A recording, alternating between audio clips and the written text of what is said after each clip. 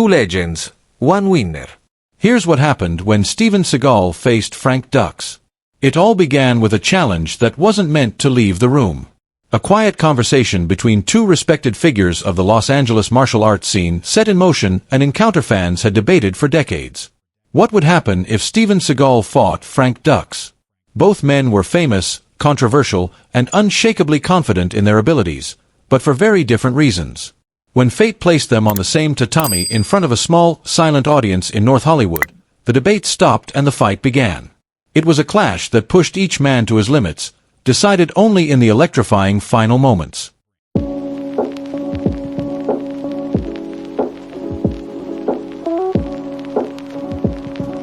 Spectators witnessed two completely different characters. Steven Seagal was an imposing figure, literally and within the martial arts world, standing over 6 feet 3 inches with a calm, deliberate presence. He never appeared rushed or agitated. His training history was well documented. Years spent in Japan earning high ranks in Aikido and Aikido, even becoming the first foreigner to run an Aikido dojo there. He had served as a martial arts coordinator in films before stepping into acting, where his style, focused on control, redirection, and joint locks, stood apart from the acrobatics and high kicks of other movie stars. Frank Dux, on the other hand, was a man whose reputation was wrapped in mystery. He claimed to have trained in Koga Yamabushi ninjutsu under a master named Senso Tanaka, spending years mastering techniques of stealth, speed, and precision. His name exploded into pop culture after Bloodsport, a film supposedly based on his real experiences in a secret tournament known as the Kumite. The film's closing text boasted extraordinary achievements: 56 consecutive knockouts, the fastest knockout time, and over 300 victories. But while those numbers captured imaginations, they were never independently verified. Within martial arts circles, his story was as divisive as it was famous.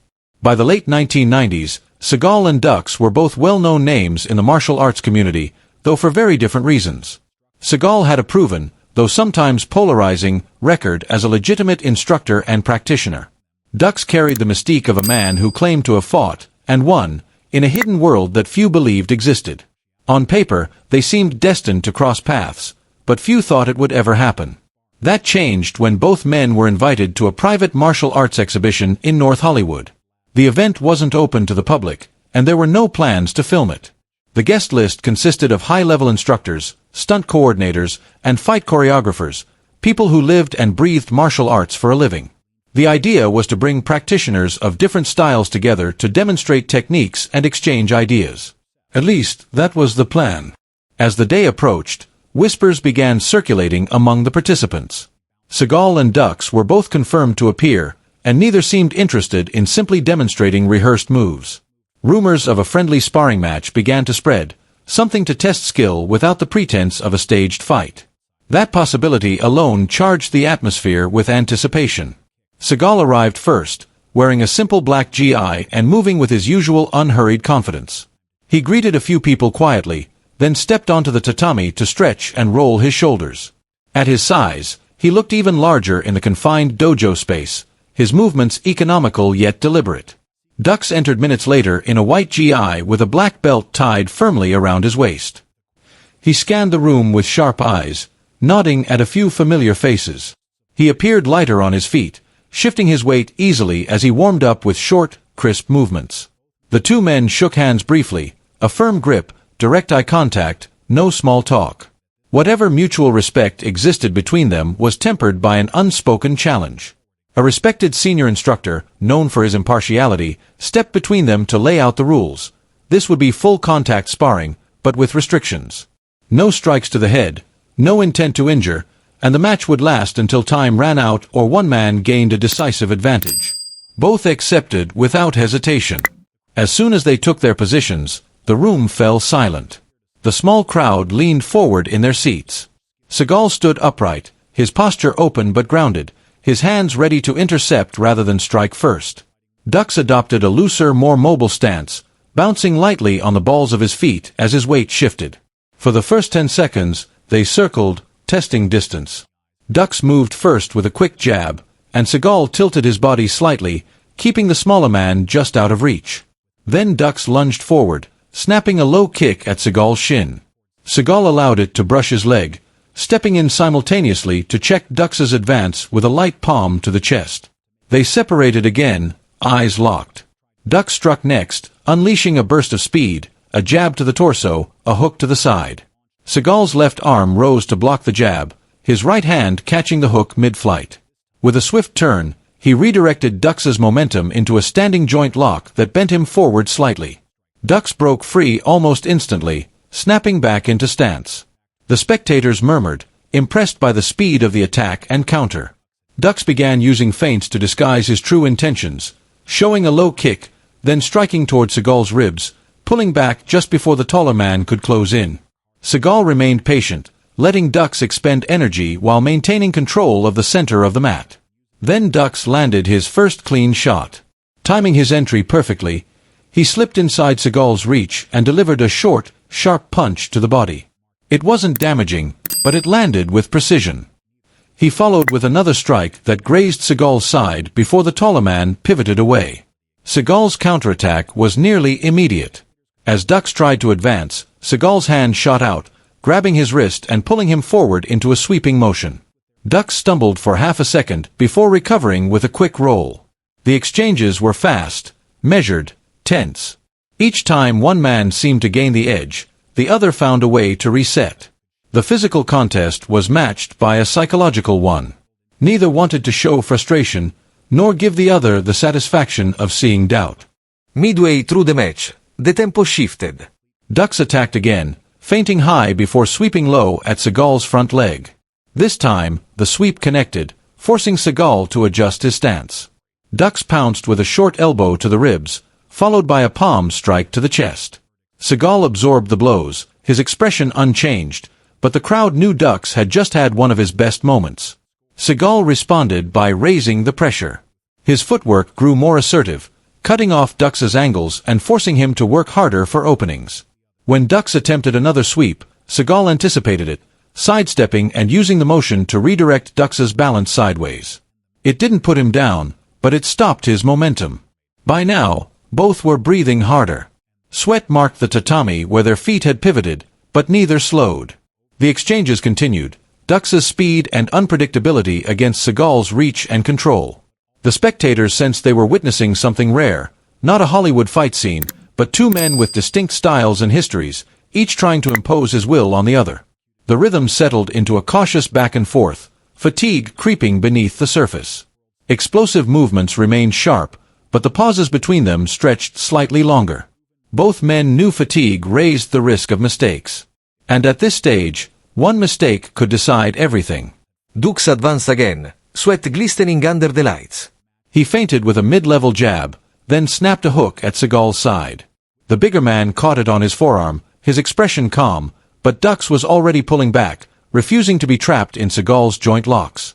The audience shifted restlessly. They weren't there for flashy movie choreography. They wanted to see skill against skill, and that's exactly what they were getting.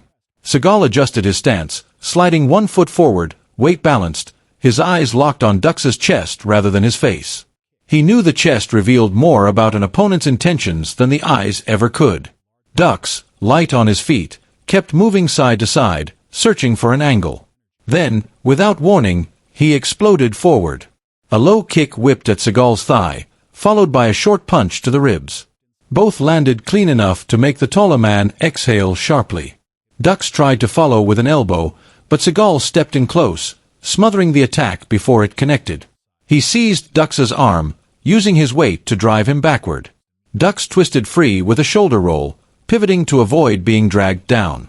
It was quick thinking and earned murmurs of appreciation from the spectators. The exchanges grew shorter, both men aware that chaining too many moves risked being caught. A jab here, a parry there, a brief clash of forearms before separation. The tension was thick in the air. Everyone held their breath, waiting for the final move.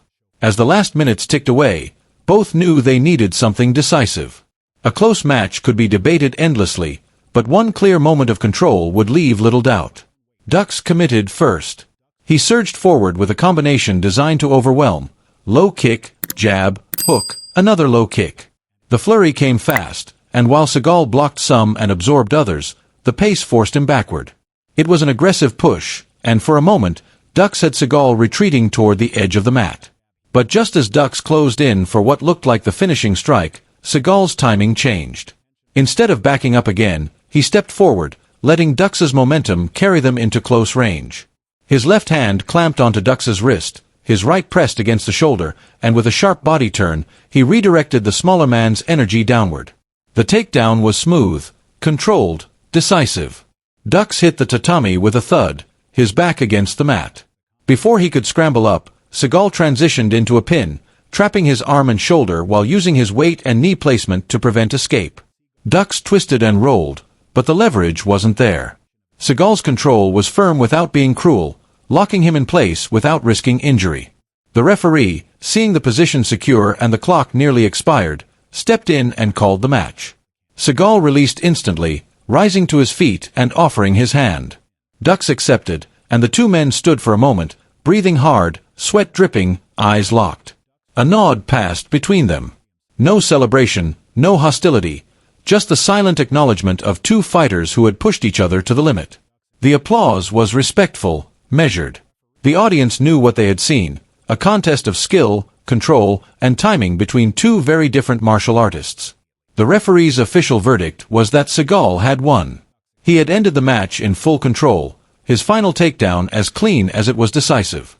But the conversations as people left the dojo told a more complex story.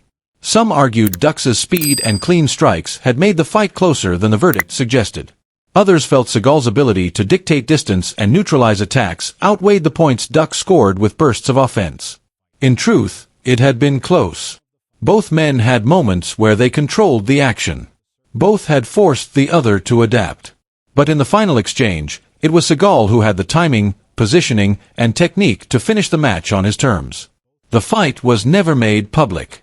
No cameras recorded it, and those present understood it wasn't meant for mass consumption. Yet over the years, the story spread quietly through martial arts circles, each retelling slightly different but all agreeing on the essentials. When Steven Seagal fought Frank Dux, the match was tense, technical, and decided by a single well-executed move in the final seconds. For Seagal, it was a reaffirmation of his real-world skills beyond the movies. For Dux, it was proof he could push a respected, proven martial artist to the limit. And for those who witnessed it, it was something rare.